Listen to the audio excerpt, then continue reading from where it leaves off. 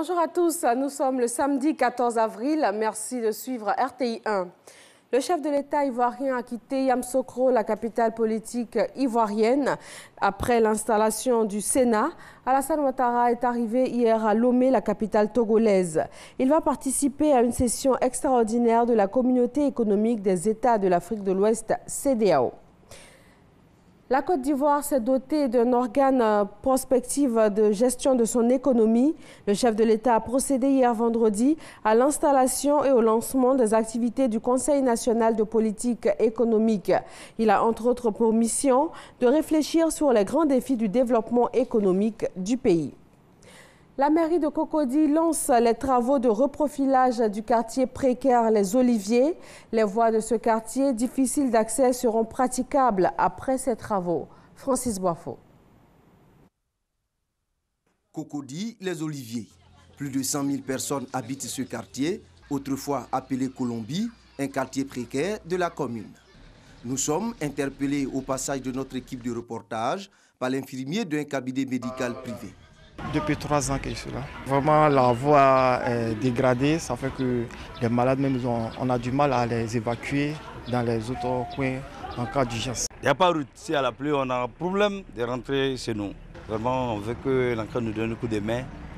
On veut qu'on va à la bonne voie. À l'écoute des populations, le maire et son conseil municipal ont entamé des travaux de reprofilage des voies.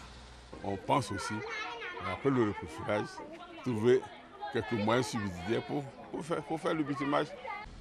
Aux deux plateaux Les Perles, 650 mètres de voies linéaires ont été bitumés et les voies du quartier Sikoji 246 logements réhabilités pour un montant de 126 millions de francs CFA, entièrement financés par la mairie de Cocody. Ce samedi matin, dès 7 h, population et policiers ont chaussé leurs baskets pour une marche sportive commune. En tête de file, le directeur général de la police, Youssouf Kouyaté, des associations de la société civile, des syndicats estudiantins, des amoureux du marathon et de nombreux civils. Il s'agit pour la police nationale de se rapprocher de la population pour laquelle elle travaille et d'entretenir la cohésion sociale par le sport. Le circuit école de police, carrefour de la vie universitaire, a été rallié par des centaines de participants dans la bonne humeur. Cela fait 4 ans aujourd'hui que des membres de Boko Haram ont enlevé 276 jeunes filles à Chibok dans le nord-est du Nigeria. Le pays commémore ce samedi un bien triste anniversaire. Seuls 57 ont réussi à s'échapper, 107 ont été retrouvés, secourus ou échangés, mais 112 sont encore captives et leur sort reste un mystère.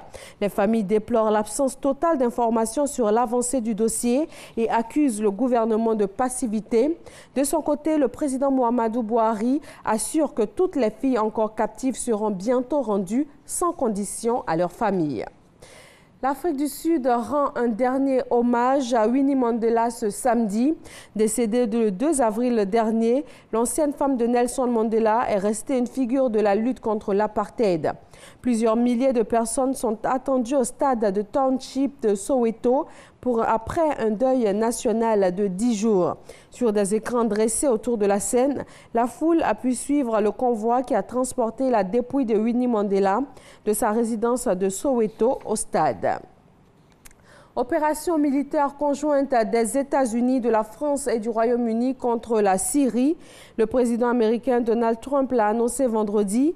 Le but est de punir le régime de Bachar al-Assad qu'il accuse d'une attaque à l'arme chimique contre des civils.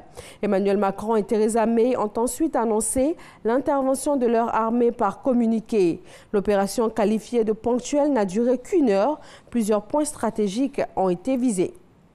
Et c'est tout pour ce Flash Info. Merci de l'avoir suivi. Je vous retrouve pour le journal de 13 h. Très bon week-end à tous.